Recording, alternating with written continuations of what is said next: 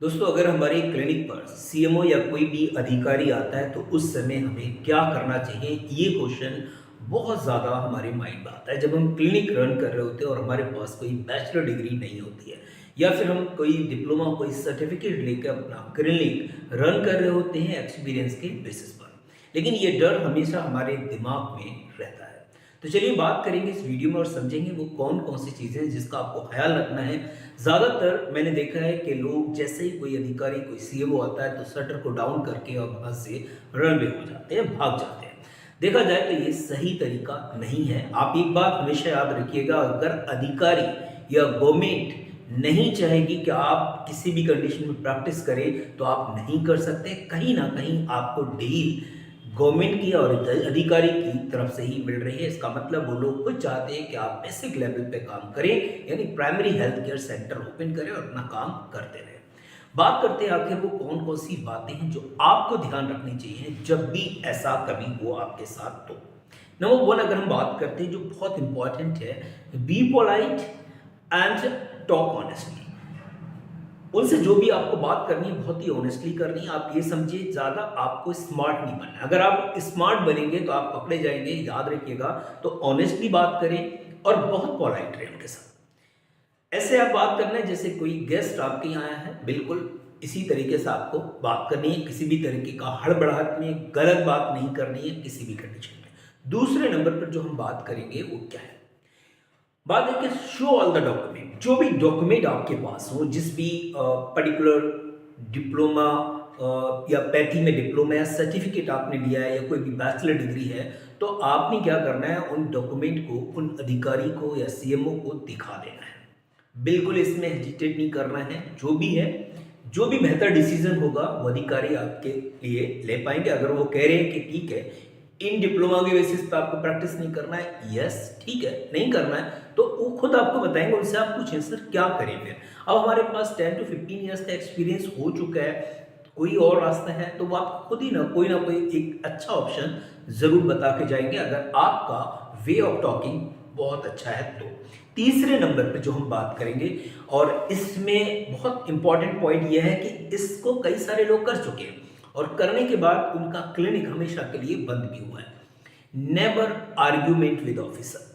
CMO या कोई भी ऑफिसर आ रहा है तो आपको किसी भी कंडीशन में उससे बहस नहीं करनी है, बिकॉज वो एक अधिकारी है और उसको पूरा राइट है। अगर आपकी क्लिनिक को वो बंद करना चाहे तो डेफिनेटली वो कर सकता है, कोई ना कोई कमियां जरूर निकालेगा और छोटी सी कमी के पीछे आपकी क्लिनिक पर ताला लगा सकता है। लेकिन इसीलिए किसी भी कंडीशन में उससे आर्ग्यूमेंट नहीं करना है। जो भी बोल रहा है, अगर वो आपसे बोल रहे हैं कि आप ऑफिस में आके मीटिंग करें या मिलें, तो आप बिल्कुल जाएं, उनसे बात करें और अपने आप को वहाँ पर ऑनेस्टली रिप्रेजेंट करें और बताएं कि सर हमें एक नॉलेज है तो इसलिए हम primary health care centre open कर रहे हैं, इसके अलावा कुछ नहीं। फोर्थ नंबर पे जो बहुत इंपॉर्टेंट है वो क्या है, focus on primary health care. जो भी आपको काम करना है ना, एकदम से ये मत समझिएगा कि आपको सीरियस पेशेंट आपने उठाए और अपनी क्लिनिक पर और आप उनको मेडिसिन देना शुरू कर रहे हैं, ये बिल्कुल गलत तरीका है। आप primary health care centre open कर रहे हैं, सीरियस पेशेंट आपको नहीं देखना है, उसके लिए बड़े डॉक्टर बैठे हुए हैं, हॉस्पिटल हैं, सब कुछ देख रहे हैं। तो आपको यहाँ पर ध्यान रखना है, सिर्फ प्राइमरी हेल्थ केयर सेंटर की तरह काम करें। जो बेसिक चीज़ें हैं उन पर ही काम करेगा, एकदम से सीरियस पेशेंट कभी भी नहीं लेना है। यहाँ पर आप लालच की वजह से प्रॉब्लम में आ जाते हैं, इसलिए इसका ख्याल रखिएगा। नेक्स्ट अगर हम बात करें जो बहुत इंपॉर्टेंट मुझे लगता है, जो भी प्रैक्टिस आप करें वो उसी पैथी में करें जिस पैथी में आपने कोई सर्टिफिकेट कोई डिप्लोमा लिया। ये एक बेहतर ऑप्शन है। मान लीजिए आपने नेचुरोपैथी में अगर डिप्लोमा लिया है तो आप कोशिश करें कि आपने जो प्रैक्टिस करनी है वो नेचुरोपैथी में करनी है।